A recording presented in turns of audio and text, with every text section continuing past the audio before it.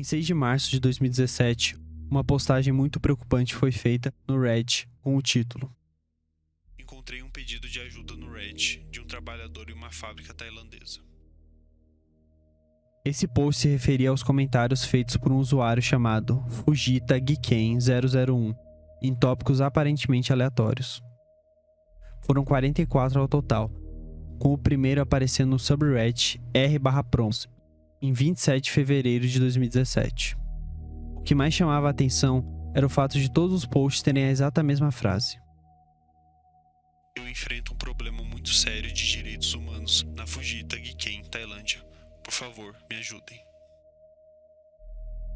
Pesquisando por esse nome no Google, levava a uma fábrica com o mesmo nome. E embora a fábrica estivesse localizada na Tailândia, a empresa responsável por suas operações era japonesa. Pelo que parecia, esses comentários eram prováveis pedidos de ajuda de alguém que trabalhava em péssimas condições nessa fábrica, possivelmente até contra sua própria vontade. Isso pode até parecer absurdo para alguns, mas na verdade é bem possível. A Tailândia tem um grave problema de escravidão moderna, principalmente na indústria pesqueira, mas que também se expande para outros setores, com mais de 400 mil pessoas sendo forçadas a trabalhar por pouco ou nenhum dinheiro.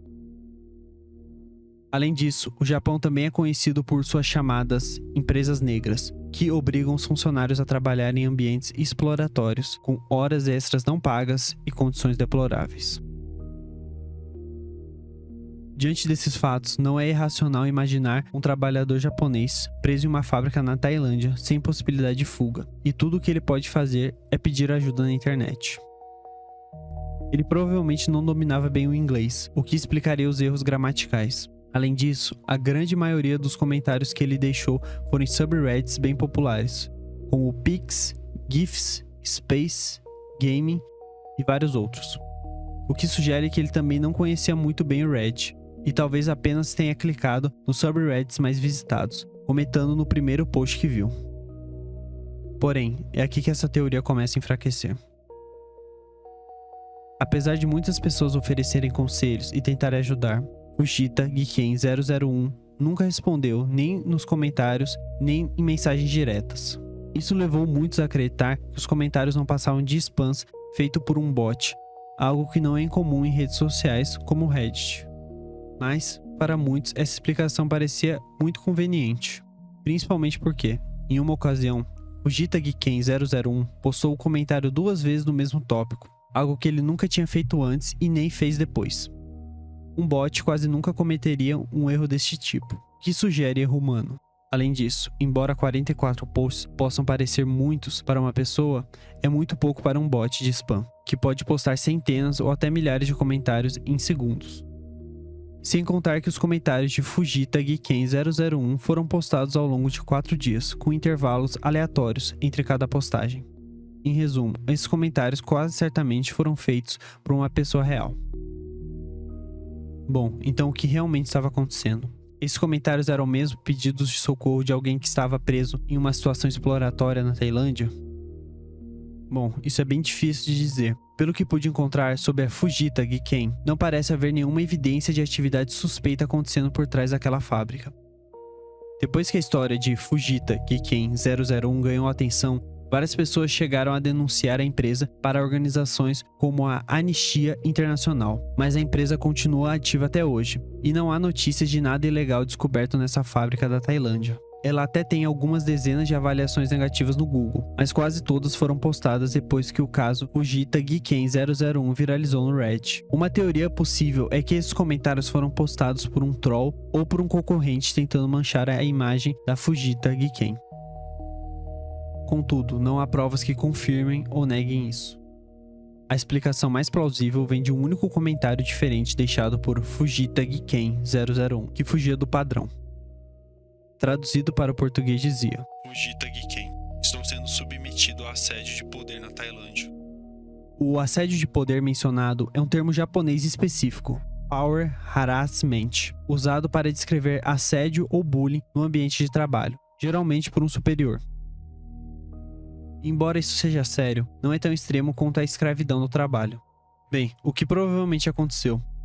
Um funcionário japonês que trabalhava na fábrica da Fujita Giken, na Tailândia, estava sendo assediado ou humilhado por seu superior. Frustrado, ele recorreu à internet em busca de ajuda. Mas como não era fluente em inglês, usou o Google Tradutor, que acabou tornando sua mensagem muito mais dramática do que ele pretendia. Bom, isso é ainda apenas uma suposição fundamentada. Há perguntas sem resposta, como por que ele escolheu publicar isso em subreddits aleatórios, ou por que parou de comentar depois de 4 dias. Usuários do Reddit também descobriram outra conta dele, chamada help001001001001, com mensagens semelhantes, mas isso também não trouxe novas pistas. O verdadeiro motivo por trás das mensagens de Fujita Giken 001 continua apenas um mistério até hoje. Em 27 de outubro de 2019, uma nova conta do Reddit, chamada Snapped Fingers, fez um post no r/advice pedindo ajuda para lidar com seu estado mental em deterioração, dizendo: Tenho visto e ouvido coisas que não existem. Ultimamente, tenho visto e ouvido coisas inexistentes, com mais frequência do que o normal. Na maioria das vezes, são pequenas coisas, como ver aranhas em mim no canto da visão, e quando olho, elas sobem. Outras vezes, quando estou na cama, algo do tamanho de um punho aparece como uma cobra grossa ao lado da minha cama. Olha pra mim e depois some. Quando vou investigar, nada está lá. Raramente são alucinações completas. A última foi há alguns anos, quando eu estava levando o lixo pra fora. A silhueta de uma criança, agachada de 4, correu na minha direção e desapareceu quando olhei direto. Antes disso, vi uma figura grande, carnuda, nua e sem rosto, andando lentamente de 4 patas no corredor, mais ou menos do tamanho de um homem adulto. O autor do post continuou dizendo que tinha alucinações semelhantes desde a infância e que o problema estava piorando recentemente. Infelizmente, ele parecia não ter ninguém para falar sobre isso.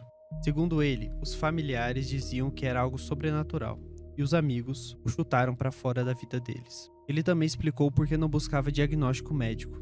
Dizia que os médicos o tratavam como um experimento. Esse post já mostrava que o Snapped Fingers era uma pessoa profundamente perturbada, provavelmente sofrendo de esquizofrenia severa ou outros distúrbios mentais. Mas esse foi apenas o começo da sua descida para algo muito mais sombrio. Seu post seguinte, no r/confessions, intitulado Vi alguém ser atropelado por um trem e não senti nada. A partir daí as coisas evoluíram de alucinações mentais para autoviolência física. Ele chegou a perguntar: Se eu arrancar meu próprio dedo com uma mordida, ele pode ser recolocado? Ele também relatou um episódio traumático que aconteceu em 2008. Em 2008, enfiei uma furadeira no meu braço. Eu estava montando uma estante, quando uma massa preta saiu do nada e cobriu meu braço. Fiquei tão apavorado que comecei a furar a coisa. Na segunda perfuração, acertei meu braço e a alucinação sumiu. Usuários do Reddit preocupados pediram que ele buscasse ajuda médica imediatamente, mas ele recusou, dizendo que não queria acabar em um hospício ou ser usado como experimento novamente. Contudo, ele passou a acreditar em explicações absurdas, como a de que podia haver outras dimensões. Essa ideia o fascinou e fez mergulhar em delírios ainda mais profundos. Com o tempo, começou a acreditar que suas alucinações eram seres interdimensionais reais. Pessoas igualmente perturbadas em servidores do Discord reforçaram essa crença, e Snapped Fingers começou a perguntar como banir esses seres, e o que precisaria sacrificar para se livrar deles. Eventualmente, ele acreditou que existiam portais do inferno interdimensionais nas catacumbas de Paris, e que sua missão era fechá-los. Ele negou ser esquizofrênico e decidiu viajar até Paris em maio de 2020, aparentemente roubando um carro para isso. Em 5 de maio de 2020, ele fez sua última postagem antes de entrar nas catacumbas. Entrarei nas catacumbas em algumas horas. Alguém perguntou quando postarei uma atualização. Acho que em 1 ou 2 dias, dependendo do tamanho das catacumbas. Gravei alguns vídeos de teste enquanto dormia num lixo ontem à noite. A qualidade não é boa, mas vai servir. Pretendo filmar mais lá dentro. A atualização nunca veio. Isso levou muitos a crer que ele morreu dentro das catacumbas, talvez por exaustão ou desidratação. As catacumbas de Paris têm mais de 300 km de túneis, muitos dos quais inexplorados. Entrar nessas áreas é praticamente uma sentença de morte, até para exploradores experientes. Mas, surpreendentemente, Snapped Fingers voltou quase 2 anos depois, em maio de 2022. Ele afirmou ter realmente entrado nas catacumbas, explorado e sobrevivido. Fez um post dizendo que não havia portais nem nada sobrenatural e, em seguida, uma última postagem dizendo: Sem entrar em muitos detalhes, eu não morri. As coisas não estão perfeitas, mas estou melhorando. Apesar de alguns tropeços, pretendo me afastar disso e buscar normalidade. Sua conta, agora deletada, se tornou um registro perturbador da mente fragmentada de um homem doente, e quase morreu por causa de suas próprias alucinações. Espera-se que ele tenha conseguido ajuda, seja vivo e bem. April Beaver era uma mulher de 45 anos que morava na cidade de Broken Arrow, Oklahoma, com o marido David Beaver, também de 45 anos, e seus 7 filhos. April era dona de casa e professora, e educava os filhos em casa. Também gostava de usar o Reddit, onde tinha a conta Aoki Mountain. Mesmo com a vida cheia, o Reddit era onde ela gostava de conversar e fazer amigos. Muitas de suas postagens eram sobre o amor pelos filhos. Em uma discussão sobre os benefícios financeiros de não ter filhos, ela escreveu: Tenho 7 filhos e sempre vivemos com uma única renda, sem precisar de ajuda do governo. Temos uma casa de 430 metros quadrados, 2 carros novos e meus filhos não passam necessidade. Existem pessoas sem filhos que não têm isso. A vida é sobre fazer boas escolhas de trabalho e administrar bem o dinheiro. Eu nunca desistiria de nenhum dos meus filhos para ter mais dinheiro. Eles são pessoas incríveis e o mundo é melhor por tê-los. Nada deixava a April mais feliz que a família, mas em 2015 isso terminaria em uma das piores tragédias de Broken Arrow. Em 22 de julho de 2015, a polícia local recebeu um chamado de emergência de Daniel Beaver, de 12 anos, o terceiro filho de April e David. Air 911. Broken Air 911. Hello? Hello. Hi, where are you at? Broken Arrow, Oklahoma 7411. What address? 709 Magnolia Court. Okay. Are you the only one there?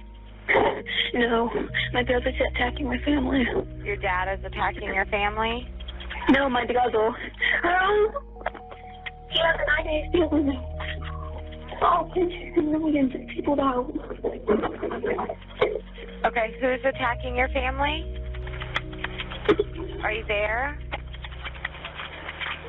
Hello? Hi, what's going on there?